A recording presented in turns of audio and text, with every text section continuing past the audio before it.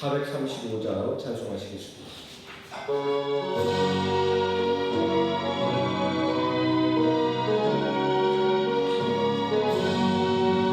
나의 영원하신 기여 생명보다 귀하다. 나의 갈 길 나가고 나와 동행하소서. 주께로 가까이 주께로 가오니 나의 갈 길 나가고 나와 동행하소서. 세상 분이 아니함과 모든 명예 버리고 험한 길을 가는 도가 나와 동행하소서. 주께로 가까이 주께로 가오니 나의 갈 길 나가고 나와 동행하소서. 어둠 골짜 지나가며 험한 바람 전부문에 이르도록 나와 동행하소서. 주께로 가까이 주께로 가오니 나의 갈 길 나가고 나와 동행하소서.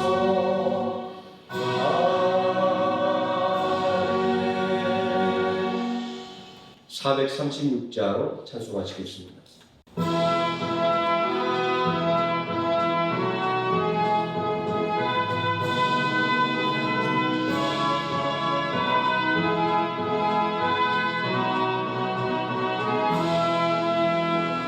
나 이제 주님의 새 생명 얻으고 옛 것은 지나고 새 사람이로다. 그 생명 내 맘에 반드시 흐르고 그 사랑 내게서 내가 지난다. 영생을 누리며 주 안에 살리라. 오늘도 내일도 주 함께 살리라. 주 안에 감추인 새 생명 얻으니 이전에 족한 것 이제는 남았다.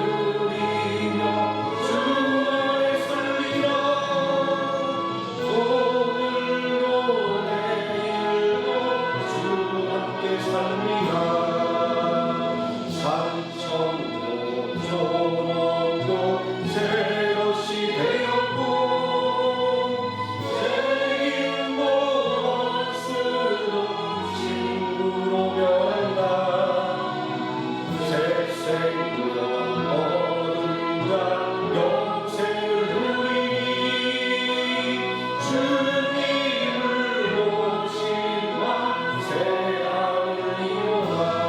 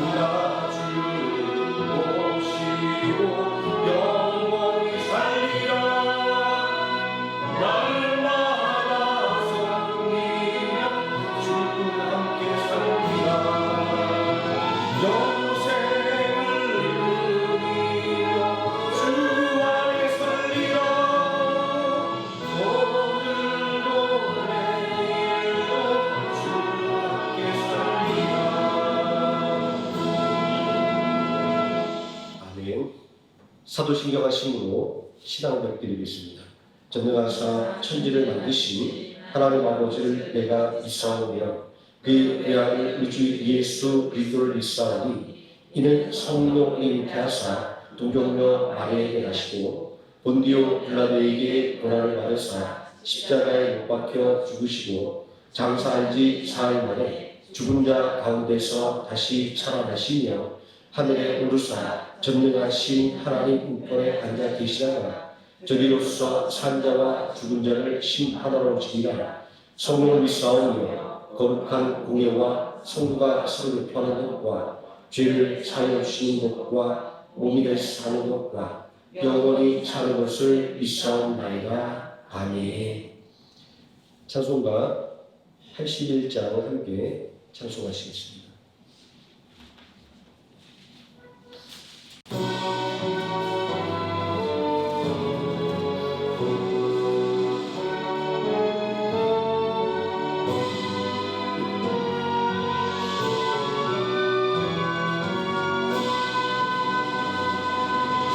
주는 귀한 보배 참 기쁨의 근원 참된 내 친구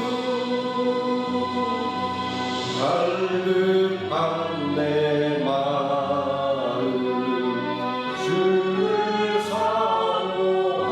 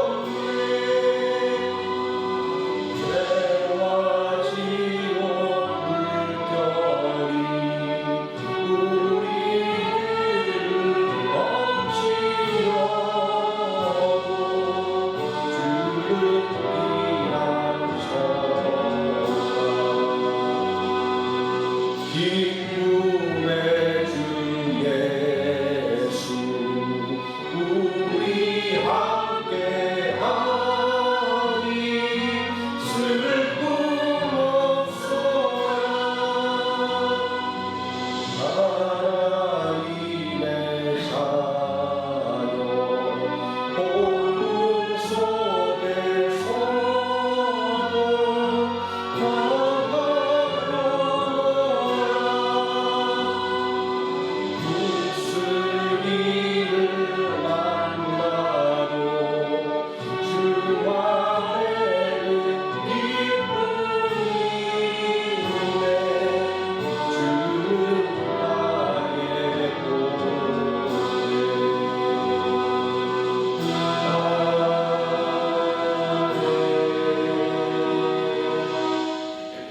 이 시간 우리 함께 은혜 받을 하나님의 말씀 고린도후서 13장에서 함께 보도록 하겠습니다. 고린도후서 13장 11절에서 13절까지 말씀 함께 한 목소리로 봉독하시겠습니다. 마지막으로 말하노니 형제들아 기뻐하라 온전하게 되며 위로를 받으며 마음을 같이하며 평안할지어다. 또 사랑과 평강의 하나님이 너희와 함께 계시리라. 거룩하게 입맞춤으로 서로 문안하라. 모든 성도가 너희에게 문안하느니라. 주 예수 그리스도의 은혜와 하나님의 사랑과 성령의 교통하심이 너희 우리와 함께 있을지어다. 아멘. 찬송가 370장 함께 찬송하시겠습니다.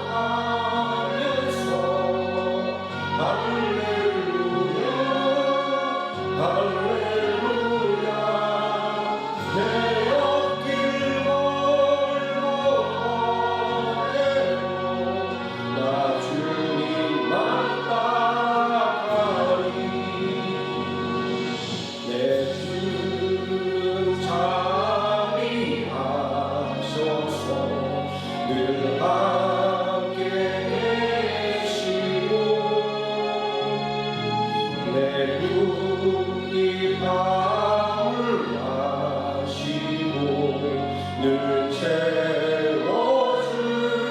채워주시네. 주님을 찬송하면서 할렐루야 할렐루야. 내 앞길 멀고 험해도 나 주님만 따라가리. 내 주 앞에 주 언약을 영불변하시니 그 알아가기까지는 늘 보호하시네. 주님을 찬송하면서 할렐루야 할렐루야. 내 앞길 멀고 험해도 나 주님만 따라가리.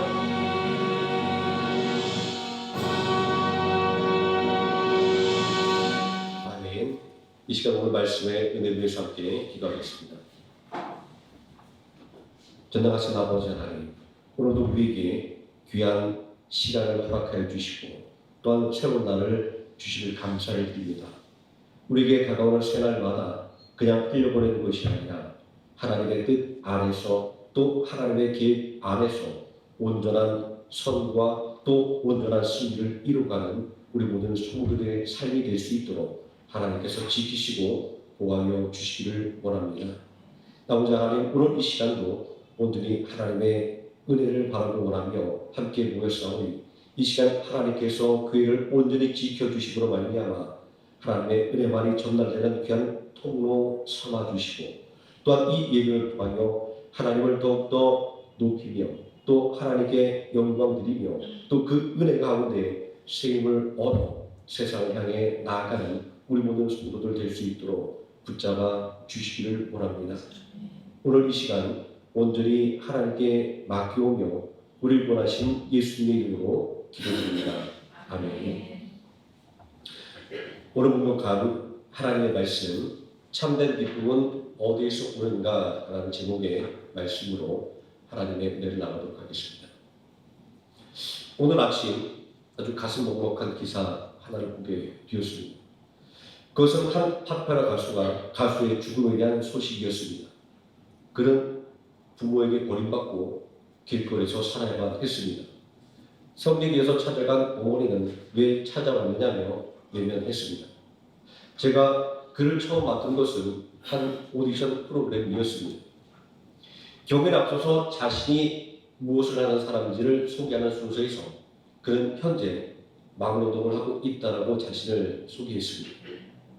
막노동꾼이라고 자신을 소개하는 순간 관객들의 어이없는 표정과 비웃음이 가득한 웃음이 터져 나왔습니다. 그는 언제나 이러한 편견과 맞서야만 살 수 있었던 인생이었던 것입니다. 하지만 이내 이어지는 그의 노래소리에 관객들은 할 말을 잊었습니다. 그리고 그를 깔고 왔던 잠깐의 시간을 후회할 수밖에 없었습니다. 사람은 외모로 판단하는 것이 아님을 새삼 느꼈기 때문입니다.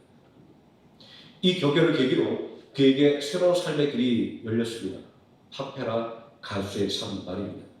한 10여 년간 대중들에게 잊혀 지내던 그가 세상에 다시 알려지게 된 것은 사기 사건 때문이었습니다.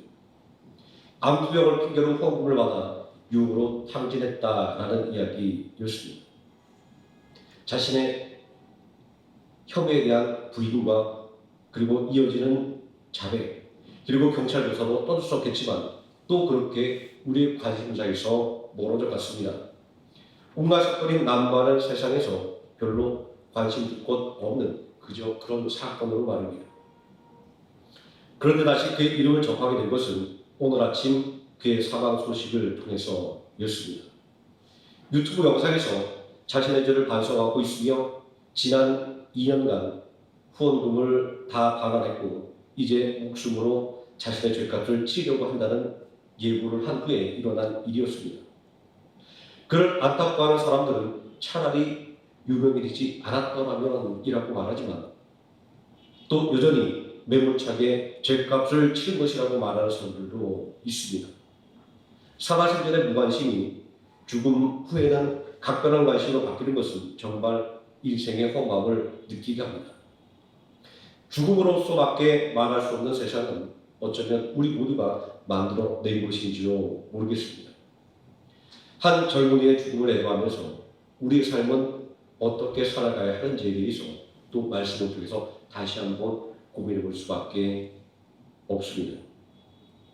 고린도 교회는 교회사에 있어서 참 특별한 위치에 있는 교회였습니다. 하나의 교회를 위해서 이렇게 많은 성경이 할애된 경우도 없었기 때문입니다. 고린도전서, 후서라고 하는 이 두 권의 권수도 그렇지만 여기에 할애된 장도 고린도전서는 16장, 고린도전서는 13장으로 무려 총 29장에 달하기 때문입니다. 그만큼 화제거리가 많았던 교회다라는 것을 알 수 있습니다. 이 고린도는 아가야 지방의 수도였습니다. 수도라는 위치가 의미하고 있는 것은 고린도는 경제, 정치, 문화의 중심지라는 것입니다. 실제로 고린도는 그리스 본토와 헬레네소스 반도를 잇는 지리적인 위치로 인해서 무역과 산업이 발달했습니다. 또 이 고린도에는 미의 여신으로 알려진 아프로디테 신전이 있었습니다. 이곳에는 약 1000명의 사제들이 있었는데 제의를 빙자한 매춘이 아주 공공연하게 이루어졌다라고 합니다. 한마디로 말해서 고린도는 넘치는 불을 주체하지 못하고 흥청망청되는 유흥과 환락의 도시였던 것입니다. 이로 인해서 고린도 사람이라고 하는 말은 사치하고 방탕에 빠진 사람이라는 관용구로 사용이 되었으며 도덕적으로 타락한 사람을 가리키는 말이 될 정도였습니다. 이런 도시에 오직 예수 이름으로만 구원을 받는다고 하는 복음이 전파되었다고 하는 것은 치열한 영적 전쟁을 예고하는 것일 수밖에 없었던 것입니다. 고린도와 교회 안에서 벌어졌던 문제들은 교회이기 때문에 생겼던 문제가 아니라 사실은 고린도 사회가 안고 있는 구조적인 문제들이었던 것입니다. 요즘 교회에 적대적인 감정을 가진 사람들이 말하는 것처럼 교회가 악의 근원은 아니다라는 것입니다. 고린도 교회가 시끄러울 수밖에 없었던 것은 그들이 살아오던 삶의 관성과 그 방향을 바꾸려고 하는 영적인 힘이 정면으로 충돌하는 자기였기 때문입니다.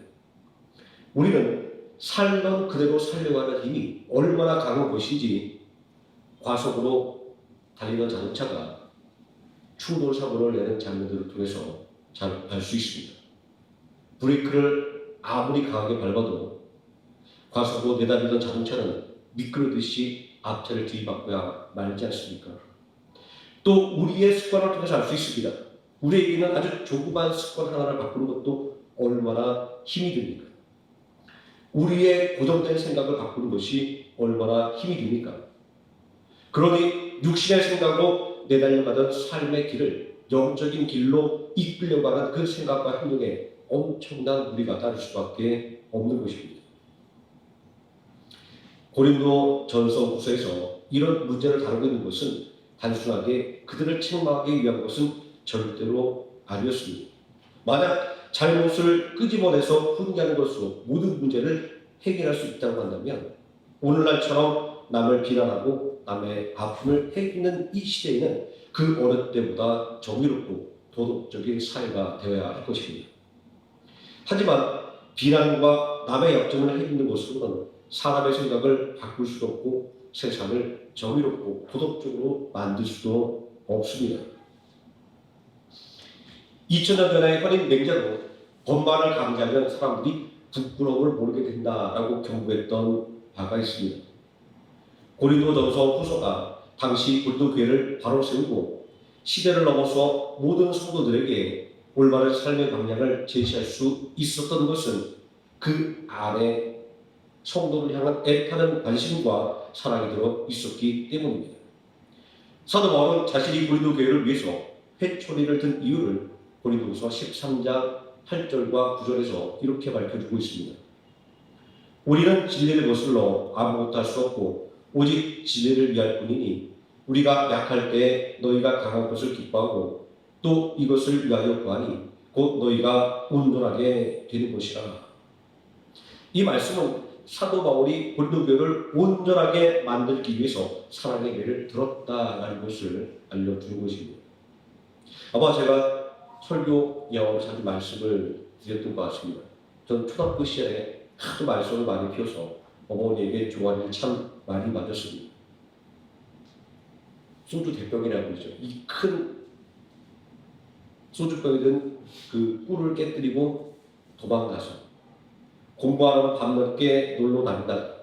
숙제를 제대로 안 해서 안 하려고 속임수를 쓰다가 초등학교 2학년 때인가요?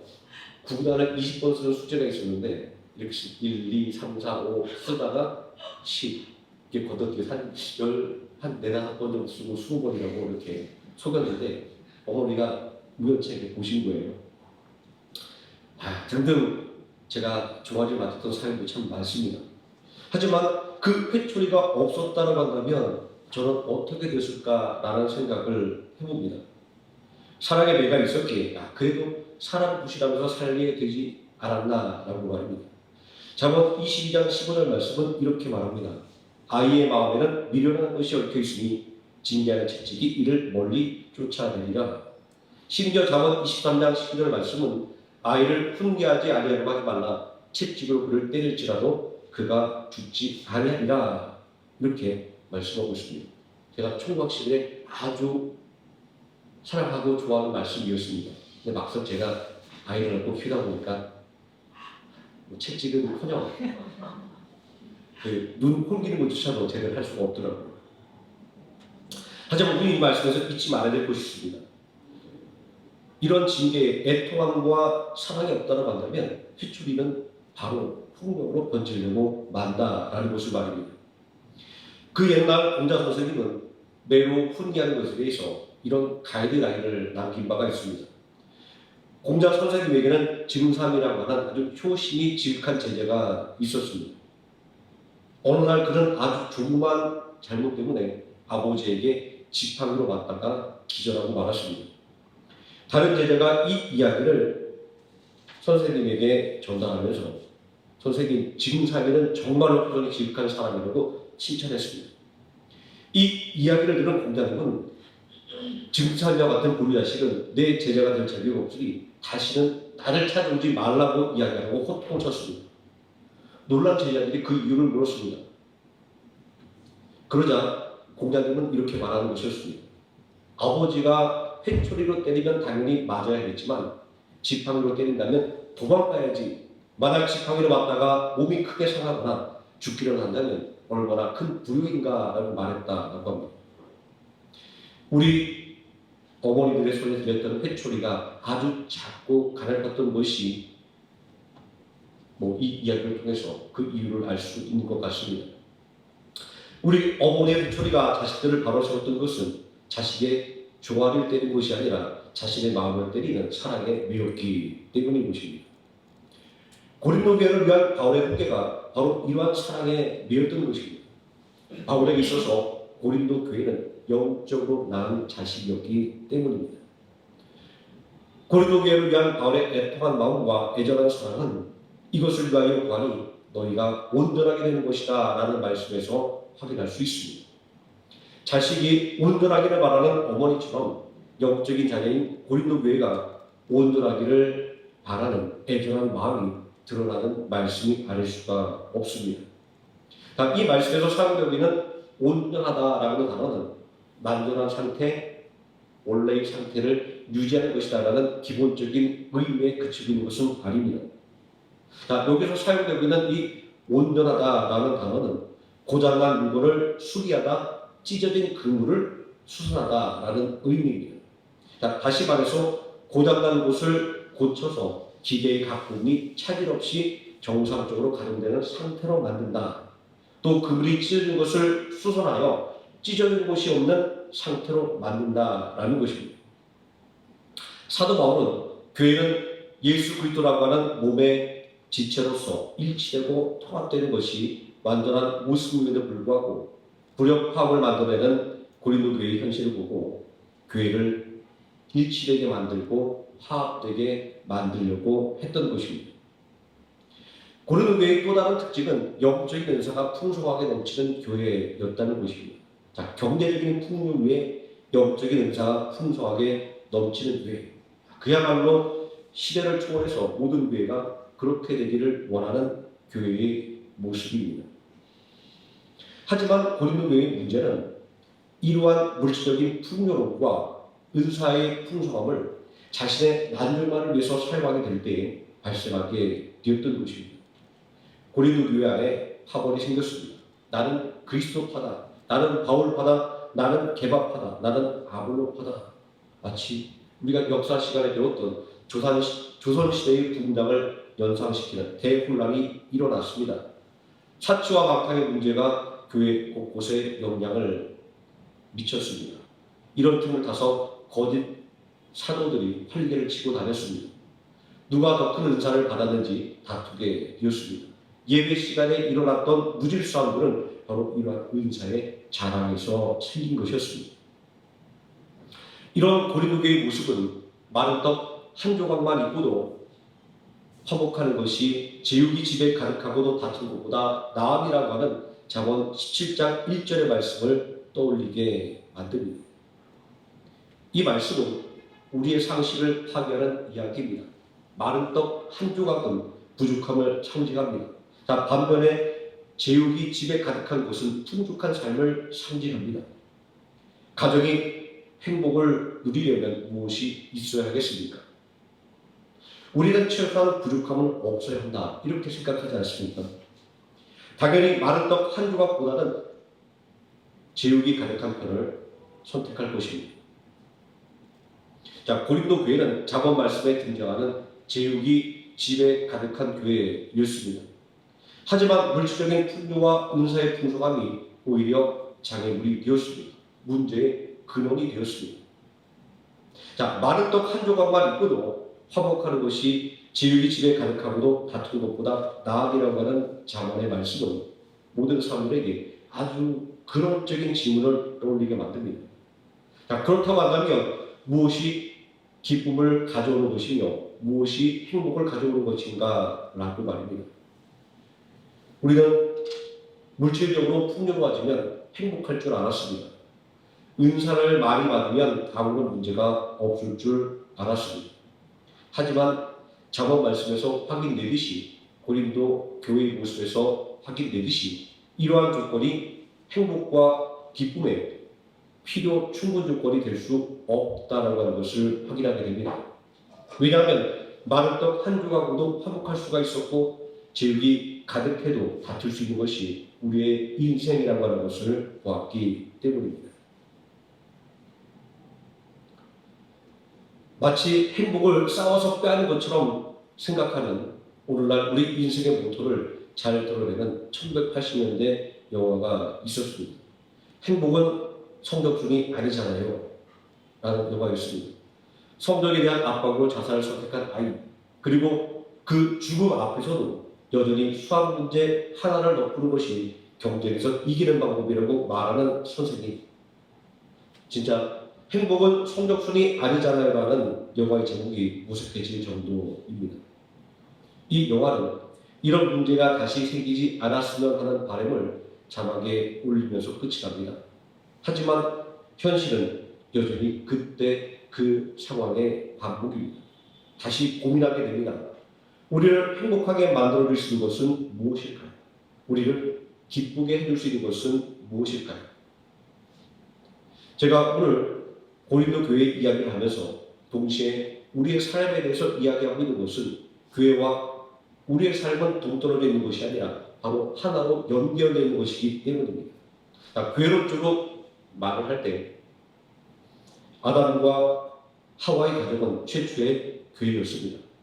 왜냐하면 교회의 시작은 구약시대부터 시작돼서 세상 종말까지 계속되는 것이기 때문입니다.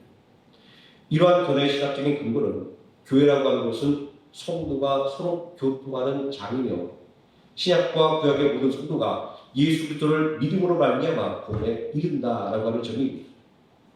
이렇게 볼 때 구약의 믿음의 선지들은 모두가 예수 그리스도와 연합한 한 몸이며 또한 몸된 주님의 교회의 한 지체가 되기 때문입니다.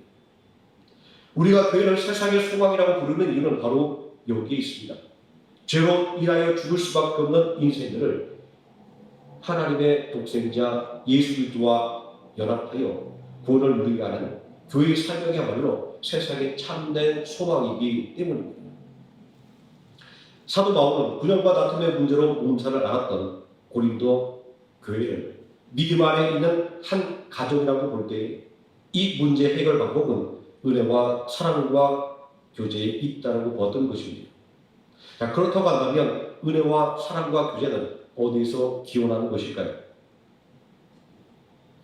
고린도 교회를 향한 긴 도면의 말씀은 주 예수 그리스도의 은혜와 하나님의 사랑과 성령의 교통하심이 너희 우리와 함께 있을지어다 라고 하는 축도로 끝맺음을 하고 있습니다. 이 축도에는 삼위일체 하나님의 고유한 속성이 나타나 있습니다. 한 분이신 하나님, 한 본체이신 하나님, 그러나 그 안에 구분되고 침범 나가지 않은 아버지와 아들과 성령이라고 하는 고유한 위격이라는 삼위일체 정의가 이 짧은 축도 안에 들어있기 때문입니다.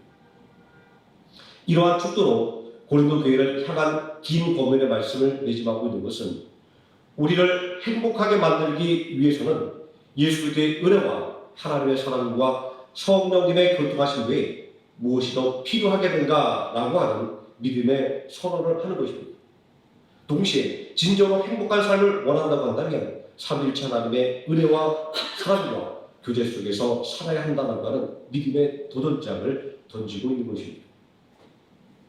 오늘날 우리가 안고 있는 삶의 문제가 물질과 능력의 부족함에서 오는 것이 아닌 것처럼 고린도 교회가 안고 있던 문제도 물질이 부족하거나 능력이 부족해서 생긴 것이 아니었습니다. 오히려 넘치는 물질, 넘치는 은사가 문제를 만들어냈습니다. 교회 안에 생긴 파벌 그리고 남발되는 은사가 바로 그 증거입니다. 고린도 교회가 혼란해졌던 것은 무엇이 선이고 무엇이 진리인지 구별하기가 어려웠기 때문입니다. 오늘날 우리가 이단과 사이비에게 유혹당하는 것은 무엇이 선이고 무엇이 진리인지 구별하기 어렵기 때문입니다.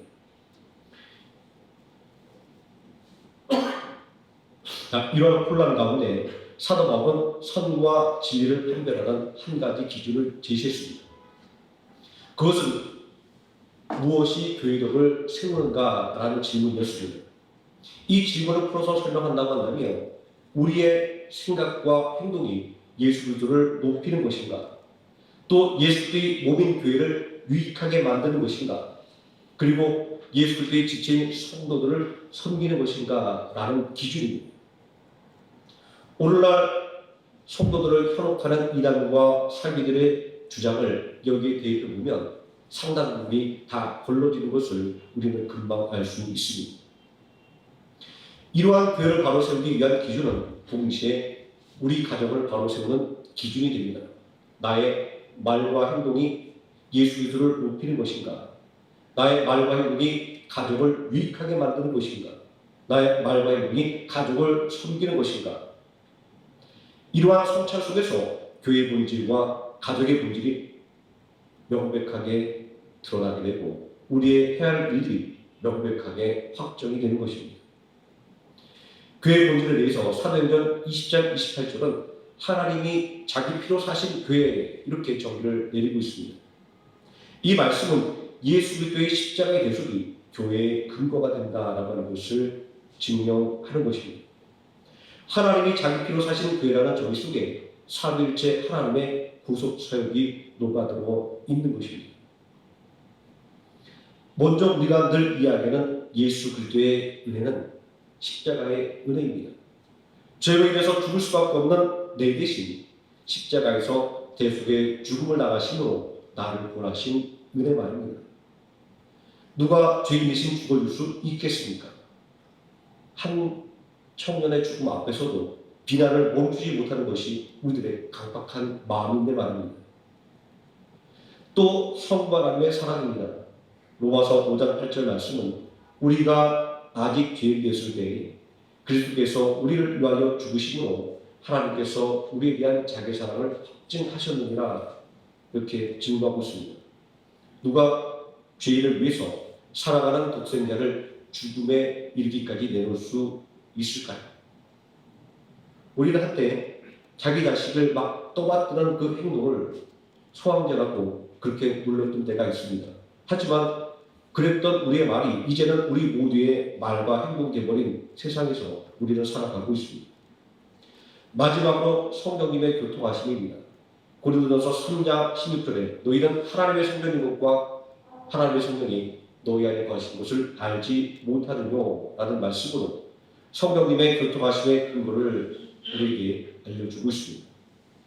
성령님께서 예수 그리스도로 말미암아 우리를 하나님의 집으로 삼고 우리 안에서 살고 계시기 때문에 친밀한 교제를 할 수 있다고 하는 것입니다. 로마서 8장 26절은 이와 같이 성령도 우리의 연약함을 도우시나니 우리는 마땅히 기도할 바를 알지 못하나 오직 성령이 말할 수 없는 탄식으로 우리를 위하여 기도하시니라 라고 친밀한 교제가 일어나는 방식에 대해서 설명을 하고 있습니다. 오늘 우리가 바라고 원하는 기쁨과 행복은 세상의 가치를 따라 살아갈 때 얻을 수 있는 것이 아닙니다. 이렇게 삼위일체 하나님을 믿는 믿음을 통하여 얻을 수가 있는 것입니다. 자, 로마서 8장 13절은 우리에게 이야기합니다. 너희가 육신대로 살면 반드시 죽을 것이로되 영으로서 몸의 행실을 죽이면 살리니라고 말입니다. 왜 오늘날 우리가 영으로 사는 것이 필요합니까? 로마서 8장 14절이 이야기합니다. 무릇 하나님의 영으로 임담을 받은 사람은 곧 하나님의 아들이라고 말합니다. 마지막으로 로마서 8장 18절 말씀은 성령이 친히 우리의 영과 더불어 우리가 하나님의 자녀인 것을 증언하시니라 라고 말씀하고 있습니다. 예수님의 탕자의 비유 속에서 집을 나갔던 탕자가 용서받을 수 있는 곳은 아버지의 품이었습니다. 그가 위로를 받을 것도 아버지의 품이었습니다. 그리고 안식에 누릴 것도 아버지의 품이었습니다. 탕자는 이렇게 말하지 않습니까? 내 아버지의 집에는 양식이 풍족한 품꾼이 얼마나 많은가 라고 말합니다. 우리의 구원자이신 예수님은 요한복음 14장 2절 말씀에서 내 아버지 집에는 거할 곳이 많다라고 말씀하셨습니다. 오늘도 우리를 기다리시는 아버지 하나님의 품으로 아버지 하나님의 집에 거함으로 참된 기쁨과 행복을 누리는 하루의 생명함께 성도님들이 되시기를 예수님의 이름으로 축원드립니다. 기도하시겠습니다. 전능하신 아버지 하나님, 우리의 가진 것으로 또 우리의 삶의 방식으로 참된 기쁨과 행복을 얻을 수 없음을 고린도교회의 모습을 통하여 다시 한번 깨닫게 됩니다. 진정으로 우리가 기쁨과 행복을 누리기 위해서는 참된 기쁨의 근원이 되시는 예수 그리스도와 함께하는 것이며 또한 행복의 근원이신 하나님의 뜻을 따라 살아가는 것임을 오늘 말씀을 통하여 다시 한번 깨닫게 될 때 우리가 아버지 품을 떠났던 탕자처럼 살기를 버리고 오직 뉘우치고 회개하여 아버지의 품으로 돌아가는 탕자와 같은 우리가 되기를 원합니다. 온전히 아버지의 품에 거할 때, 온전히 아버지의 집에 거할 때 우리가 참는 기쁨과 행복을 누릴 수 있음을 절대로 잊지 않는 우리 모든 성도들 되게 하여 주시옵소서. 예수님의 이름으로 기도드립니다. 아멘. 찬송가 446장 찬송하시겠습니다.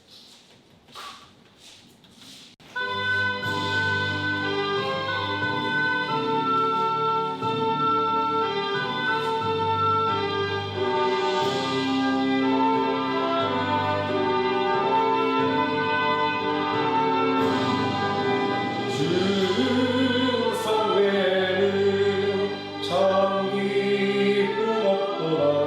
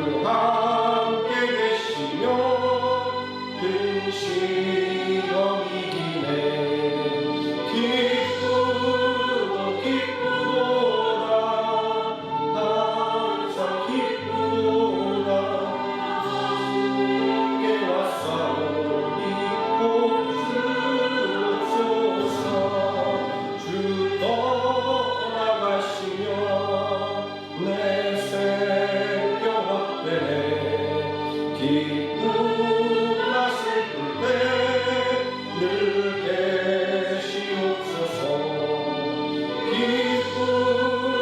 기쁘도다 항상 기쁘도다 나 주께 왔사오니 꼭 주옵소서.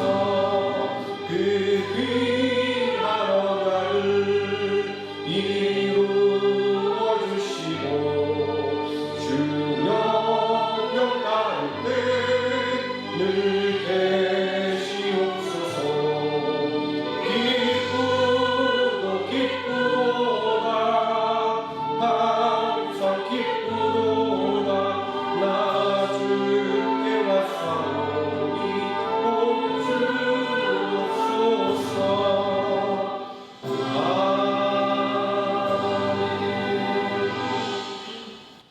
광고 말씀드리겠습니다. 김동기 목사님 심혈관 시술 6월 26일 날 날짜가 예정되어 있습니다. 잘 치료받고 건강하게 그대로 돌아오실 수 있도록 기도를 부탁드리고요. 주순자 목사님 이제 5차 항암 치료 중에 있습니다. 6차까지 잘 마치시고 건강하게 돌아오실 수 있도록 기도를 부탁드리겠습니다. 그리고 이제 대입 수험생들 김다니엘, 문민영 그리고 황민석 이름들 머릿속에 다 기억하셨죠? 매일같이 한 번씩 이름 부르시면서 준비했던 대로 자신이 바라고 원하는 대학에 갈 수 있도록 기도해 주시면 고맙겠습니다. 주기도문으로 예배를 마치도록 하겠습니다. 하늘에 계신 우리 아버지여 이름이 거룩하기를 받으시오며 나라에 임하옵시오며 뜻이 하늘에서 이루어진 것 같이 땅에서도 이루어지이다. 오늘날 우리에게 일용할 양식을 주시고 우리가 우리에게 죄진 자를 사여 준 것 같이 우리 죄를 사여 주옵시고 우리를 시험에 들게 하지 마옵시고 다만 악에서 구하옵소서. 대개 나라와 권세와 영광이 아버지께 영원히 있사오나이다. 아멘.